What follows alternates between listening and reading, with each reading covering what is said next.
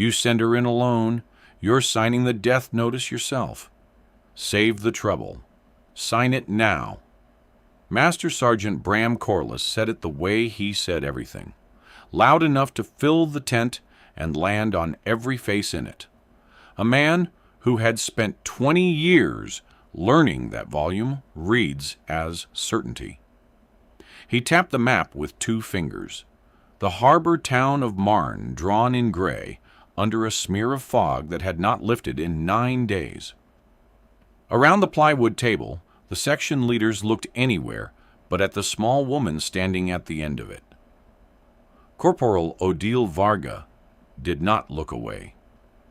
She looked at the map. She looked at the harbor, at the seawall, at the little pier line where the ferry was moored, and she did not react, because she had already understood, 3 minutes before anyone else, that she was the only person in the room who could reach that water. Her file sat open beside the map, and on the second page there was a line about a shot she had made 6 years earlier that a review board had struck through in red and marked unverified, because no one on that board had been willing to believe a human being could make it. Corliss had read that line out loud once, in the mess, as a joke. He was not joking now. He just didn't know yet that the joke had been true.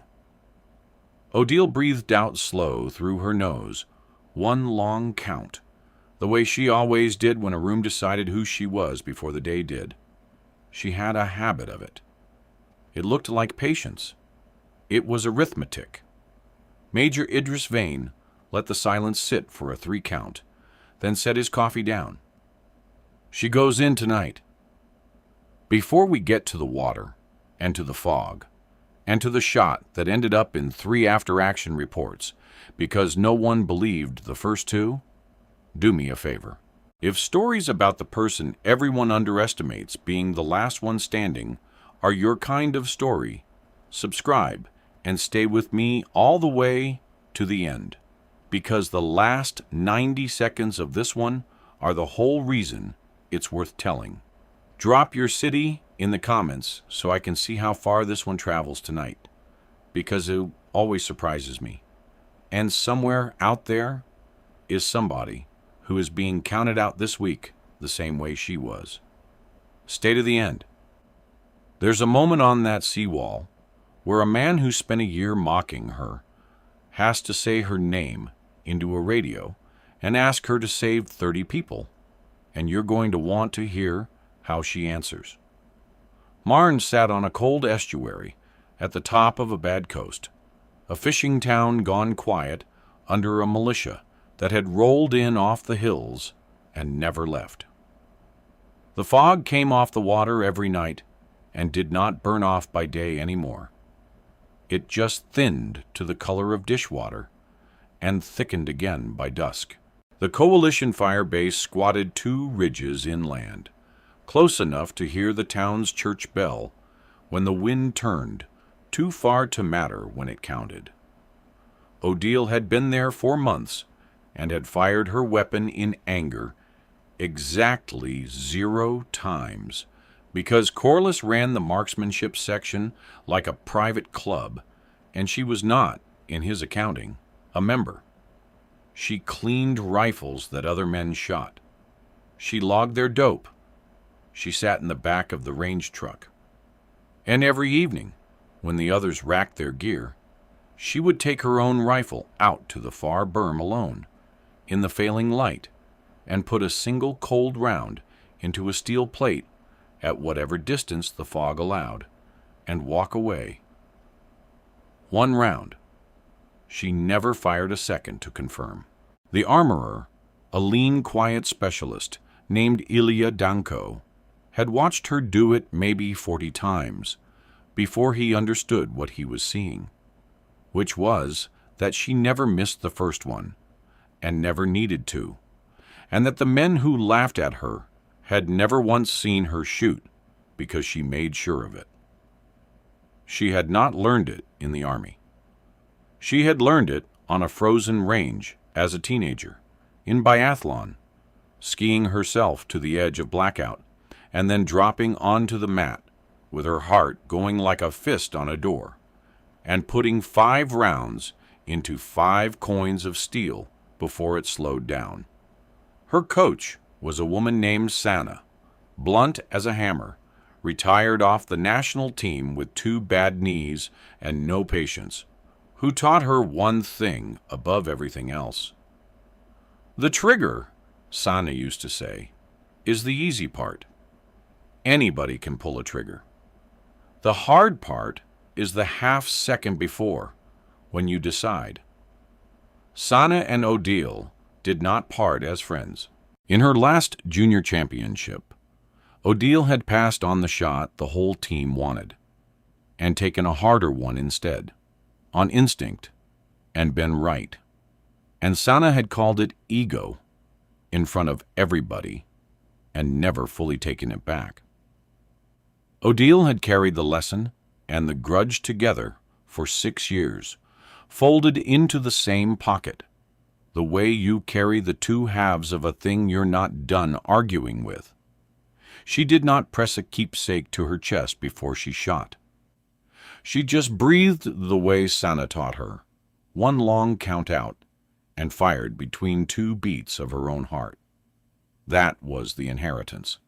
Nobody could see it, which was exactly why nobody believed it. The first setup was the range truck, and it was small. A staff sergeant handed Odile his rifle with a dead scope, told her to fix it, and stop looking at him. She fixed it in 90 seconds and handed it back and said nothing. And he never noticed she'd also corrected a canted mount he'd been fighting for a month. The second was Danko's shop, later, warmer. The 2 of them alone with the smell of solvent and the tick of a space heater. He watched her strip her rifle blindfolded on a bet nobody had made, just to keep her hands busy. And he said, "Quiet? You ever going to let them see you shoot?" And she said, "They'll see when it matters." And he believed her, which was the whole point of Danko in this story. The third was the mess, and it was ugly. Corliss, 3 tables of men, a story about the unverified line in her file, the word he used for her that I won't repeat, because it was small, and he grew out of it. She sat with her food and ate it and did not blink. And one private at the end of the bench knew, watched her not flinch, and felt something cold go up his own spine. Because he had grown up around a hunting camp, and he knew what stillness like that actually meant, even if he couldn't have said it. She did not yet know that inside 72 hours, every man at those 3 tables would hear her voice come over the net and go quiet. The crisis did not knock. It came in on a broken transmission at 0410, a coalition patrol on the town's edge walking into an ambush they were never supposed to survive, pinned in a drainage cut below the causeway with the fog eating their optics, and Vesh's fighters working down both flanks. Kadar Vesh ran the militia holding Marne, and Vesh was not a fool. The ambush was too clean, too patient, a hook set in the water. The quick reaction force couldn't reach them. The one road in, the causeway, was mined, and the fog put helicopters on the ground, and the marsh either side of it was a maze of tidal channels that every planner in the tent had already crossed off as impassable in the dark. Every planner but one. Odile had spent 4 bored months walking the edge of that marsh with a map, because boredom, in a person like her, is just attention with nowhere to go. And she knew a line through it. She'd told Danko about it once. He'd told Vane an hour ago before the meeting, which is why the meeting happened at all. "There's no route through that marsh," Corliss said. "I've flown it. It's not there." "She says it's there," Vane said. He looked at Odile, and for the first time in 4 months, a senior man in that tent looked at her and had to admit something out loud that cost him. "I've got a patrol that's going to be gone by first light and no way to reach them, Master Sergeant. And the only person on this base who says she can get to Overwatch above that cut is the one you've had cleaning your rifles. That's on me. That's a thing I let happen." He turned back to her. "Can you get eyes on that ambush and break it?" "Yes. Alone. No backup. If it goes bad, nobody's coming." She was already pulling her gloves on. "One's enough." Her first transmission came 31 minutes later, and the men who had laughed at her heard it clean over the net. No fear in it, no shake, just a woman's flat, calm voice from somewhere out in the black water where none of them would have gone. "Anvil, this is Turn. I'm through the marsh, moving to the high ground east of the cut. Hold your fire lane. I'm inside it now." In the tent, the private from the mess bench looked up. Corliss did not say anything at all. Getting to the Overwatch nearly killed her before she fired a shot. The line through the marsh she'd walked in daylight was a different animal at 4 in the morning with the tide coming in, and 200 meters from the high ground, the channel she was crossing dropped out from under her boots into black water to the waist, cold enough to steal the breath clean out of her chest, and she stood there in it, feeling the current pull at her rifle, and her legs go numb by degrees, and heard, closer than it should have been, 2 of Vesha's fighters talking on the far bank. She did not move. She let the cold have her legs. She counted her own breaths down to nothing and watched their shapes drift along the reeds with a hooded lamp, hunting the same route she was on, and she calculated the distance and the angle and the fact that if she fired here, she gave herself away to a whole flank for 2 men, and she chose not to. She let them pass 8 feet from her face, close enough to hear one of them yawn, and she stood chest deep in freezing tide water until the lamp was gone, and only then did she climb out the far side, streaming, shaking, and keep moving, because the patrol in the cut did not have time for her to be warm. She reached the high ground at 0447. Below her, the drainage cut was a stripe of muzzle flash and yelling, the pinned patrol down to a corner of it, the militia working closer along both lips. She went prone on cold stone, put the rifle into her shoulder, and let her heart come down. Sana's voice, once, plain, no poetry to it. "The trigger is the easy part. You already know the trigger." She knew the trigger. She fired. The first round took the fighter, who was leaning out over the near lip to drop a grenade, and he was gone before the sound of the shot reached the men beside him. The rifle's report rolled off the water, a deep, flat crack that came back doubled off the seawall a half-second later, and by the time the echo returned, she had already shifted, found the second man, and fired again. "Anvil, turn! 2 down. Tell the patrol to hold. I'm working the east flank." Down in the cut, a sergeant heard that on his own radio and did not know who Turn was, and did not care, because for the first time in an hour, the men killing his people were dying instead. "Turn! This is the ground element. Keep doing exactly that." And she did. She worked the flank apart 1 round at a time. The militia had numbers, and they had the fog. But they did not have her, and they could not find her, because the marsh behind her ate her muzzle flash, and every time they thought they'd located the shooter, she had already moved 20 meters along the ridge and fired from somewhere new.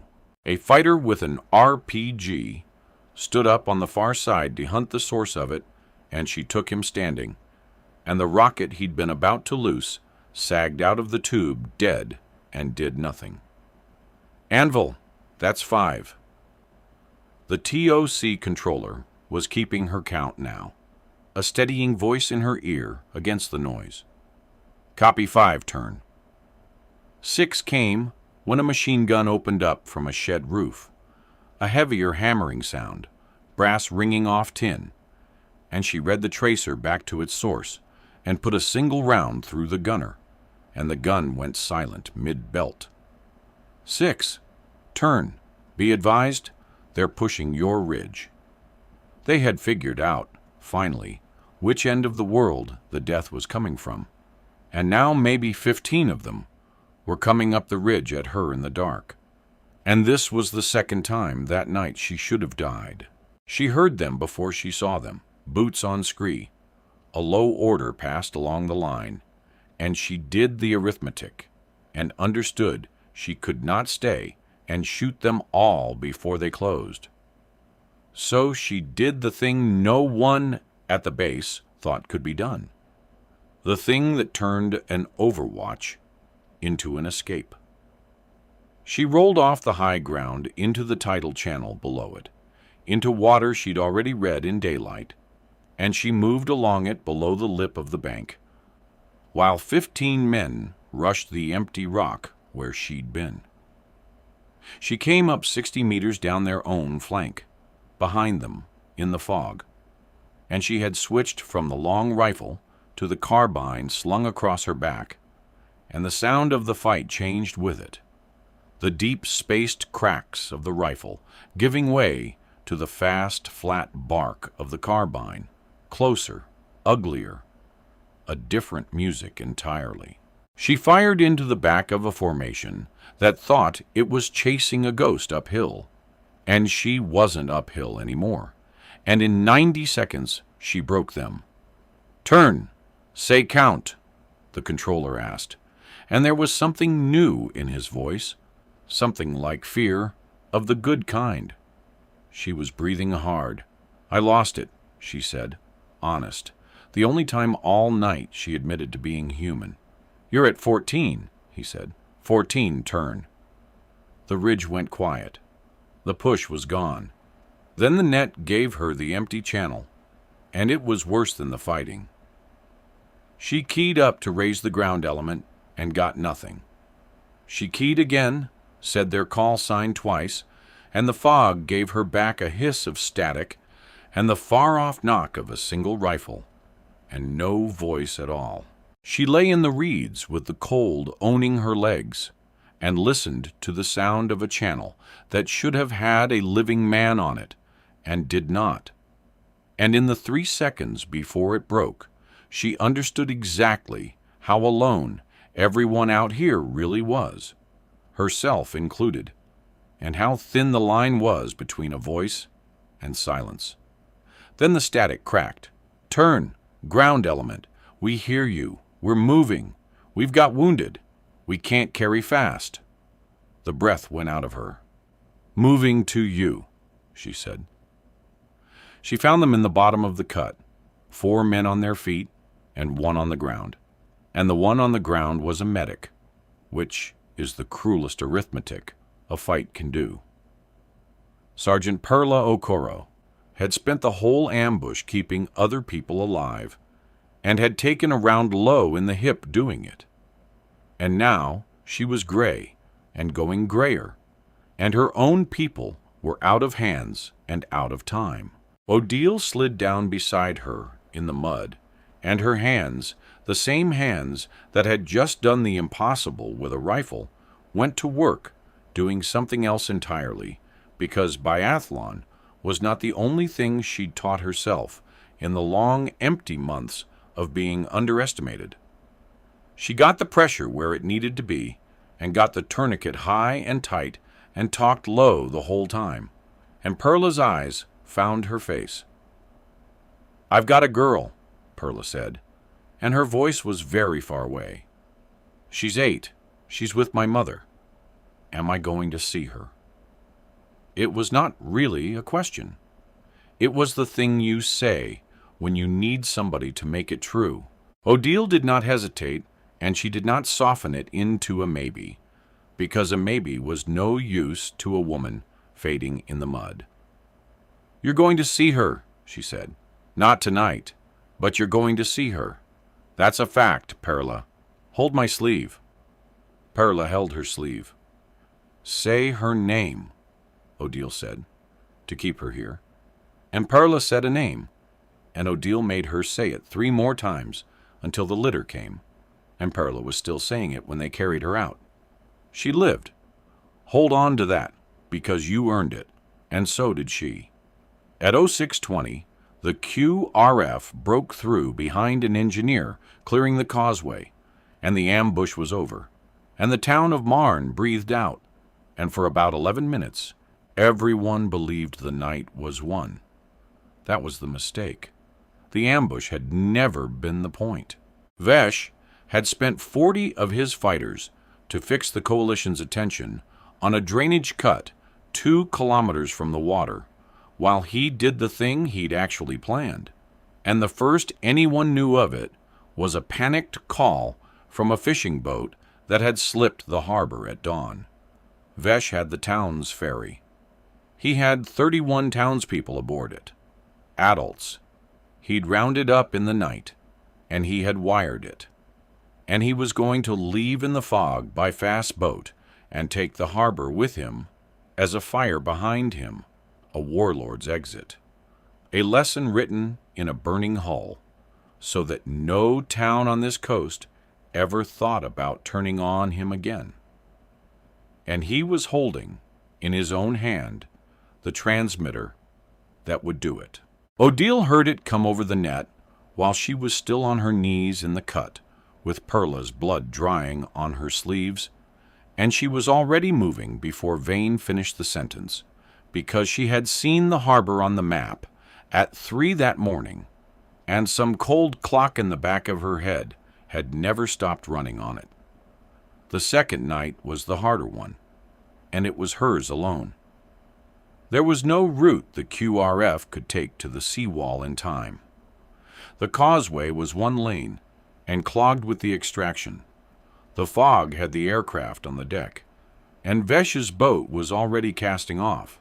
There was exactly 1 position on the whole estuary that had a clean line to the water where that boat would run, and it was the old lighthouse at the end of the North Mole.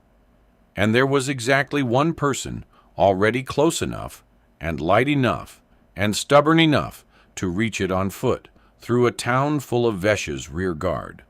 "Turn," Vane said, and his voice had lost all of its command tent smoothness. "Can you get to the North Light?" "Moving." She went through Marne like water finding cracks, off the streets, through the gap-walled ruins of the shelled quarter, and where she couldn't go around she went through, and the sound of her fight changed again as she closed. In a stairwell, 2 of Vesh's men came down on her at once, and the rifle was useless that tight. So she was on the pistol before they cleared the landing, 3 fast reports, flat and close, and ringing off the concrete. And then it was quiet, and she was still moving. That was 15, 16, 17. The controller had gone silent, keeping up. On the mole itself, a machine gun tried to sweep her off the stone, and she went flat behind a bollard, while rounds hammered sparks a hand's width over her spine. And this was the 3rd time she should have died, pinned in the open on wet stone, with the water on one side and nowhere on the other. And she lay there, feeling the concrete jump against her chest, and the spray-off near misses stinging her cheek, and she did not panic. She counted. She read the gun's arc, and its pauses, and the exact geometry of the 1 dead spot its mount couldn't reach, and when it swung wide, she rose into that dead spot and put a single rifle round back down its line, and the gun stopped. She was up and running before it finished falling silent. She reached the lighthouse gallery at 0641 and went prone on the cold iron rail, and out on the gray water she found the boat. Now Vesh. He was worth the build-up, and here it is. Kadar Vesh had held this coast for 3 years by never once being where the shot was, by always keeping something between himself and the consequence. And he had done it again. The boat ran low and fast in the fog, a fat outboard skiff. Vesh amidships in a dark coat, and in his raised right hand, held up where any fool with a scope could see it and understand it, was the transmitter. He was not hiding it. He was showing it. It was armor made of 31 lives. Kill the boat. And his thumb comes off the switch, and the ferry goes. Kill him, and the same thing happens. He had built himself a position where his own death was a weapon, and he ran through the fog absolutely certain, the way Corliss had been certain in the tent, that no one alive could take that away from him. He was wrong in exactly the way Corliss had been wrong, and he did not know it yet. Odile lay on the iron and read the problem the way no one behind her could, because there was no one behind her. The rud was hers, and hers alone, and if she was wrong, 31 people burned. She could not kill him. She could not kill the boat. She had to sever the transmitter from his hand without ending the man, at range, on a moving target, through fog that came and went, and she had to do it in the one window the geometry would give her, and she had to see it coming, because she would get one round cold, no ranging shot, no second try, exactly the way she had put one cold round into a steel plate on a berm every evening for 4 months, while men who'd never watched laughed at her back. She did not wait for the fog to open, and she did not count some rhythm off the swell. She read the water itself. The skiff was running a channel it had to run, because the estuary was full of the black ribs of scuttled fishing boats, and only one lane of open water threaded them at this tide. And 40 meters ahead of Vesh, that lane passed through a gap between 2 half-sunk hulls barely wider than the boat. He would have to slow there. For about 2 seconds, crossing that gap, he would be broadside, level, and slow, and his raised hand and the transmitter in it would be held out clear of his body against the pale hull behind, a shape against a background, the one instant the whole night would offer. It would not come again. Past the holes, the water opened, and the fog took everything. Turn! This is the ground net. The voice that came into her ear then was one she knew, one the whole net knew, and it stopped everything. Corliss had been pulled into the TOC to run comms because he was the senior marksman on the base. And now Bram Corliss had to key a radio and say a name he'd spent a year refusing to take seriously, and you could hear him not want to. There was a silence first. 3 long seconds of open channel, a man standing at the edge of the thing he'd said in the tent. Then he said it. Turn. It's Corliss. We can't reach you. There's 31 people on that ferry, and the only gun in position is yours. Another silence, shorter, worse. He's holding a dead man. We need him alive, and we need that switch dead, and I don't. And his voice caught. An actual catch, the loud gone out of it entirely. I don't know how you do both. Nobody here knows how you do both. Can you do it? In the TOC, every head had turned to him. The private from the mess bench was there. Danko was there. Vane said nothing. And out on the iron rail in the fog, a small woman he had called a name in the mess 3 days ago breathed out one long count and answered him in 2 words. "One's enough." She let the boat come. Time did the thing it does. The fog thinned over the gap between the hulls the way she'd known it would as the boat's own wake pushed the surface fog aside, and she saw Vesh's coat go from a smear to a shape, and she saw the pale hull behind his raised hand, and she saw the transmitter, black against gray, a fist-sized nothing 40 meters out and closing, on a boat rising and falling, in the last light of a fog that was already closing again behind it. She did not think about the 31 people. She had already thought about them. That was done. She did not think about Corliss's voice, or the tent, or the red line in her file.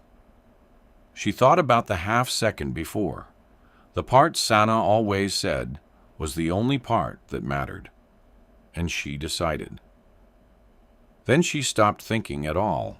Her heart was slow now, slower than the swell, and she found the space between 2 beats, where her whole body went still as stone, and in that space she moved the reticle a hair ahead of the transmitter to lead it and put the crosshair not on the man, but on the little black shape in his hand, and she breathed out 1 long count, and somewhere at the bottom of that breath, between one heartbeat and the next, she pressed the trigger she had always known, the easy part, the last thing.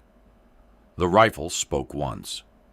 A single flat crack rolled out over the water and came back off the seawall doubled, and then there was no other sound at all. The transmitter came apart in Vesh's hand. The round took it clean out of his grip and did not touch him, and the shock of it spun him half around and put him down on the deck of his own boat, alive, unarmed, disarmed in the truest sense, his weapon of 31 lives turned to splinters and salt spray, while the boat, still under power with no hand on it, slewed sideways and grounded itself soft on the ribs of a scuttled hull.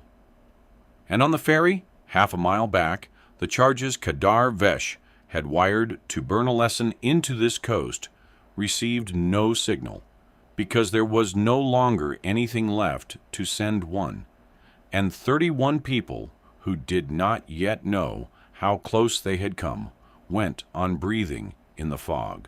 The boarding boat that had been shadowing at the edge of the murk, waiting for a miracle it did not believe would come, opened up and covered the last 40 meters in 15 seconds, and took Kedar Vesh off the deck of his skiff on his knees, and put him in handcuffs, and the coast changed hands with the click of a ratchet no one on the boat could hear over their own hearts.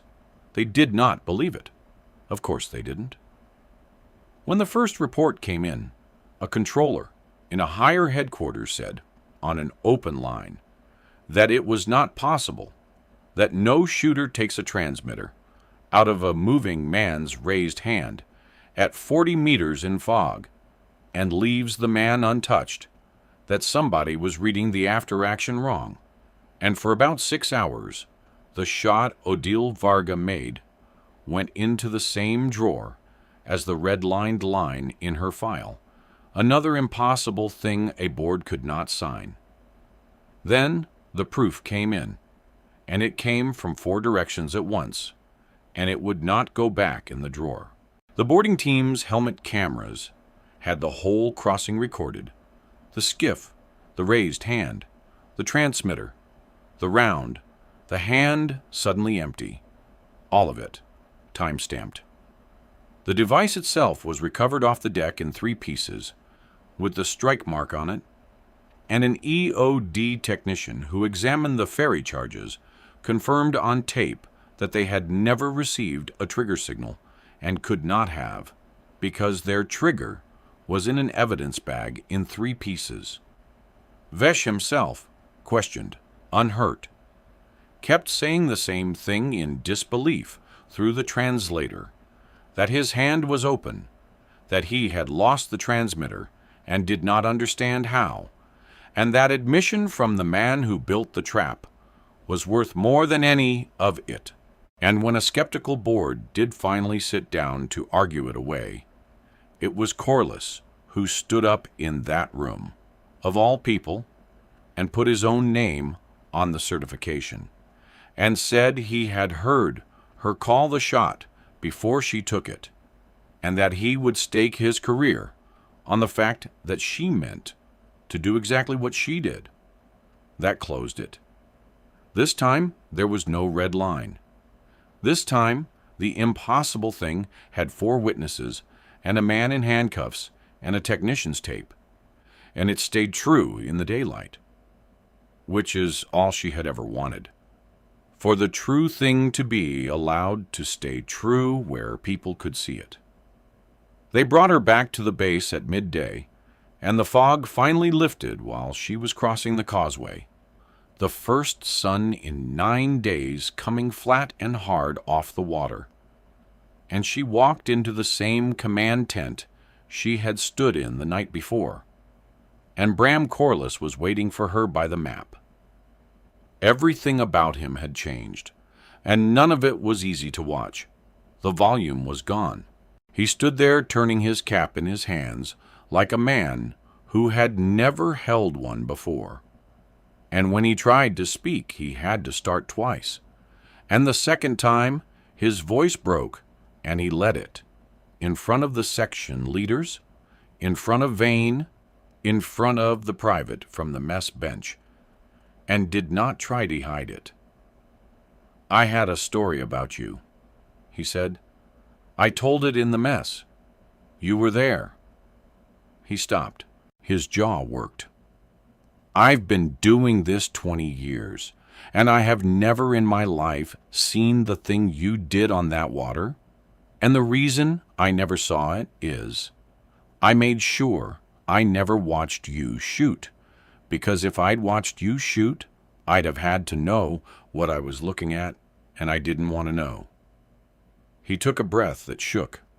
There were 31 people on that boat. There's a medic breathing in the aid station because you were where I said you couldn't be. I'm not going to stand here and list every rotten thing I said to you, because you were there for all of it, and you don't need me to read it back. I just need you to hear that I was wrong about the one thing I was loudest about, and I was wrong on purpose, and I'm sorry. I am so sorry." He put out his hand. He could barely hold it steady. She looked at the hand for a second. Then she took it, one firm grip, and gave him the only 2 words the moment needed. The 2 words she'd been giving them all along, made new. "Good shot," she said, and let it land, because it was the highest thing one shooter can say to another, and she was giving it to him, not the other way around. And he understood exactly what she was doing, and it nearly took his legs. Vane did not make a speech. He didn't need to. He handed her a folded set of orders and said, "You're not cleaning anybody's rifle again. You've got your own element, effective now, and you answer to me." That was all. It changed everything, and it took 9 seconds. A week later, when a new arrival in the mess started up with the old kind of joke about the small woman at the corner table, it was Corliss who set down his tray and told him, flat and quiet, exactly whose seat he was talking near. And the new man went pale and shut up, and Corliss went back to his food, and that was the whole of it. No ceremony, just a man doing the small daily work of being different than he'd been. The count, when they finally totaled it against the 2 nights, came to 29. 29 of Vescia's fighters, across the marsh and the ridge and the stairwells and the mole. The board wanted to fold the transmitter shot into the number, and Odile would not let them. And she was right to, because that one was not a kill, and was never meant to be. And the whole point of it, the entire and only point, was that it wasn't. 29 dead, 1 man alive in handcuffs, 31 strangers breathing. That was the arithmetic. She was at peace with all of it. Ilya Danko found her that evening out at the far berm, the one warm private moment she allowed herself in the whole of it, cleaning her rifle in the last of the light the way she had on 40 nights he'd watched and she'd pretended not to notice. He didn't say anything clever. He just sat down on the ammo can beside her and said, "The private from the mess, the new one you scared without trying. He asked me what you are." She kept working the bore. "What did you tell him?" Danko watched her hands.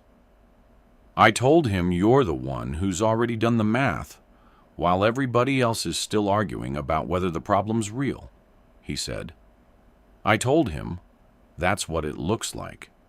It looks like somebody sitting very still, cleaning a rifle, being right before anybody's asked the question." She almost smiled. It was the closest she came, and it was only for him. Sana had been half right, and Odile knew it now, in a way she hadn't at 18. The trigger was the easy part. That part had always been true. But the hard part wasn't just deciding, the way Sana meant it, deciding to take the sure shot and never the vain one. The hard part was choosing the harder mercy when the whole world was screaming for the easy kill, choosing to end a thing without ending a man, and being good enough that the choice was actually yours to make. That was what the skill had been for the entire time. Not the killing, the deciding not to. She thought that she might write to Sana. She thought she might not. She had time now to figure out which. Engagement on the harbor at Marne concluded 0641 local, 1 round expended by the Overwatch element. Mission objectives met. All hostages recovered. Primary target detained. Out on the water in the last light, a fishing boat that had run for it at dawn came back into the harbor it had fled, and the town's church bell rang for the first time in 3 years, and the sound of it carried 2 ridges inland on the turning wind. In a holding cell far from any of it, Kadar Vesh sat with his certainty gone, still not understanding how his open hand had failed him. A man who had bet his whole life that no one could reach him, and had been reached by the one person no one thought to fear. And on the far berm, in the clean cold light, Odile Varga finished her rifle, set it across her knees, and looked level out at the water with nothing in her face at all, still and steady, and finally, after a very long time, exactly where she was supposed to be.